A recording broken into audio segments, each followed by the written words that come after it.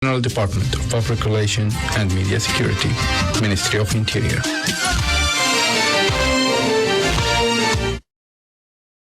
Isang mahalagang paalala mula sa World Health Organization. Nakatutulong ba ang paggamit ng mask upang maiwasan ang umiiral na coronavirus? Ang paggamit ng mask ay kinakailangang limitado lamang para sa mga health workers, caregivers, at mga taong may sintomas sa kanilang paghinga tulad ng lagnat at ubo. Ang mask ay ginagamit kapag ikaw ay kabilang sa first medical team na nangangalaga sa mga taong may impeksyon ng coronavirus. Inirekomenda ng organisasyon ang pambansang paggamit ng mask upang iwasang maaksaya lamang ang mga pinagkukunan nito at maling paggamit nito. Isang mahalagang paalala mula sa World Health Organization.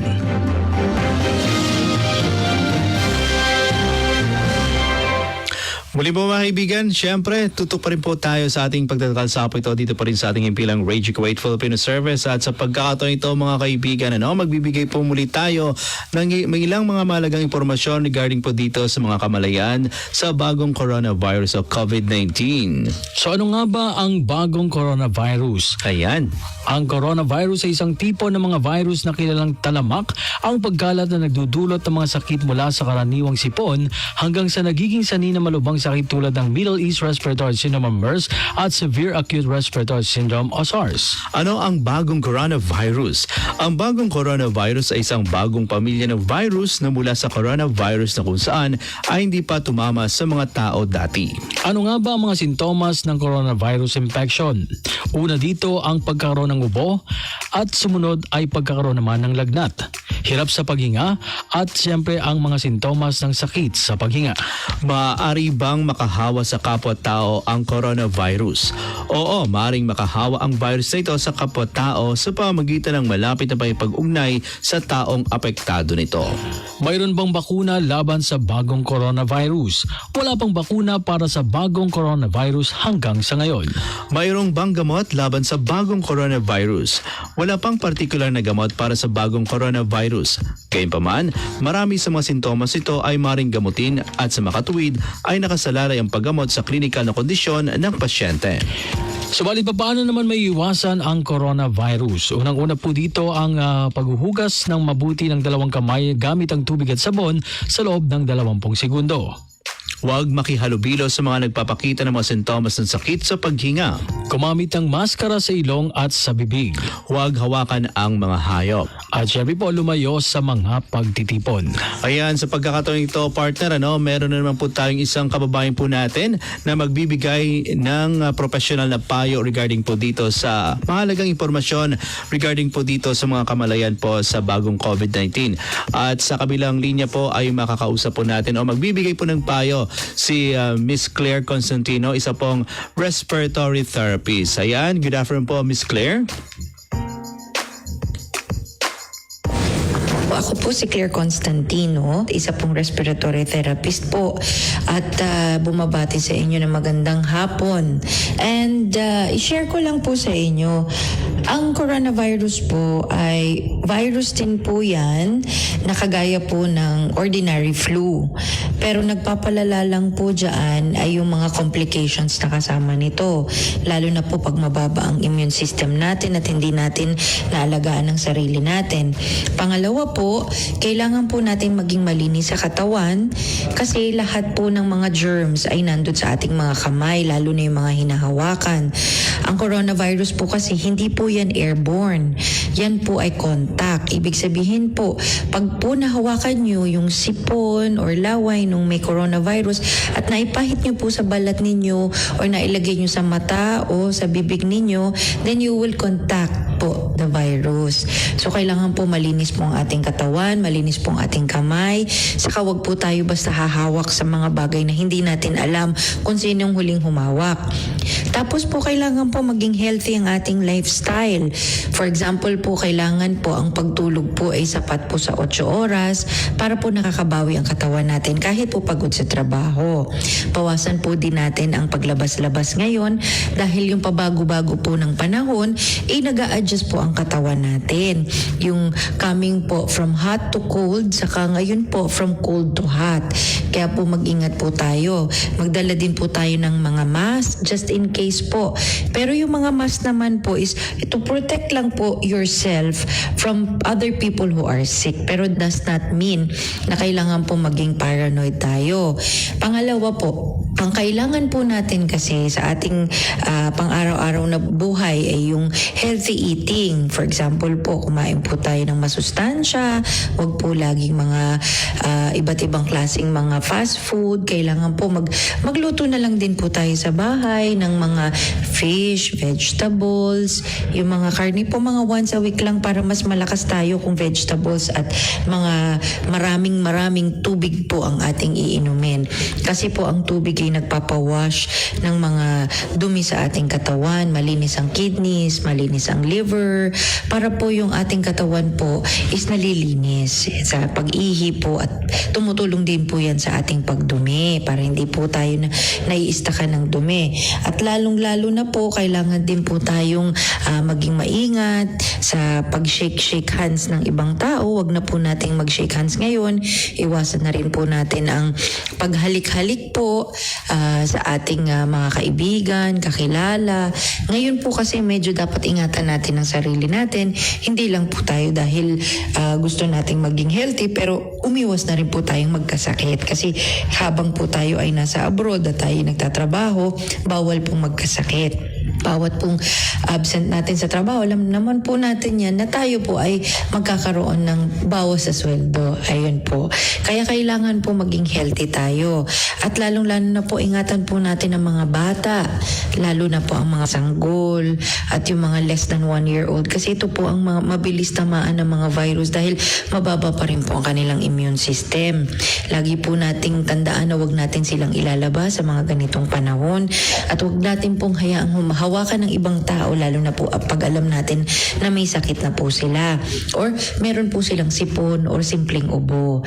Yung matatanda naman po at may mga edad na, wag po masyado kayong maglalabas at lalo na po wag nyo na pong buksan ng aircon kung hindi kailangan. Kung mas maganda po isara ang mga bintana kung kayo naman po ay nasa bahay para hindi po pumapasok ang alikabok at ang mga viruses po kasi pwede din pong pumunta yan sa alikabok.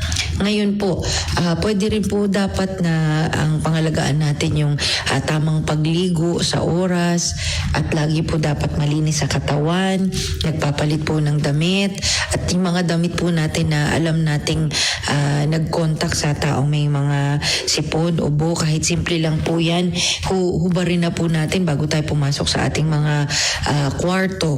Nasa banyo po tayo, magdala na po tayo ng extra damit po para po bago tayo pumasok doon sa ating tahanan, malinis na po ang ating katawan. Hindi na po tayo mag-iisip ng kung ano man nadala natin mga mikrobyo. Saka huwag po tayo masyadong paranoid. Mag-ingat lang po na tayo ay mahawa, pero wag naman po yung extreme na hindi na po tayo lalapit sa ibang tao. Kailangan lang po protektahan ang sarili at protektahan din po yung taong nasa harap natin para po hindi natin na ipapasa ang virus at makontain po yung sinasabing infection control. Ayan. Yun lang po. Ako po si Claire Constantino ulit, isa pong respiratory therapist po at bumabati sa inyo ng magandang hapon. Lagi lang po tatandaan na healthy living is the best way of being alive. Ayan. Thank you po. Okay, maraming salamat po kay Miss Claire Constantino.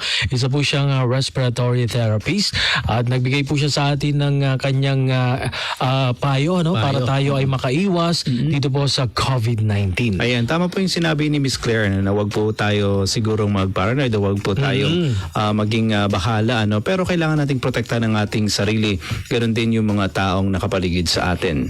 Talaga namang importante yung kalinisan, Oo. Ang kalinisan ng ating ating pangatawan at isama na rin natin yung kalinisan ng ating kapaligiran. Importante din yon. At sinabi po nga niya kanina na wag basta-basta po tayong hahawak sa mga bagay, mga maruruming bagay na hindi po natin alam kung sino po yung huling nakagamit noon.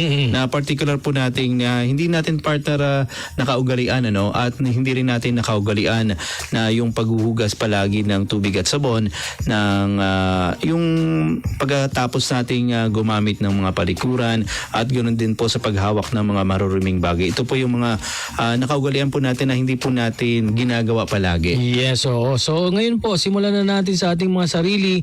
Simulan na natin ngayon na ang pagdadala pa natin ng alam mo kasi minsan walang tubig at sabon So kailangan lagi tayong may dalang hand sanitizer or alcohol para po yung mga hawakan natin pwede nating i-disinfect muna agad-agad. Or pagkatapos nating hawakan mag-spray po kagad po tayo or gumamit po tayo ng ating mga hand sanitizers o yung mga alcohol po natin na lagi po nating bit-bit sa mga pagkakataong ito na alam po natin hindi po natin masisiguro yung kalinisan palagi ng mga nakapaligid sa atin. So para po tayo ay maprotektahan natin ang ating mga sarili, lagi po nating tatandaan yung mga simpleng mga bagay na ibinahagi po ng ating kababayan na si Miss Claire regarding po dito sa paggamit po natin o pag-iwas po natin dito sa COVID-19. Ayan, napakaganda na sinabi niya na tayo ay kailangang sa panahon ngayon wag magkasakit. Bawal ang magkasakit. At syempre, oo nga naman na maapektuhan ang ating pagtatrabaho. At syempre, lalong-lalo na tayo as OFW, bawas palagi sa atin yung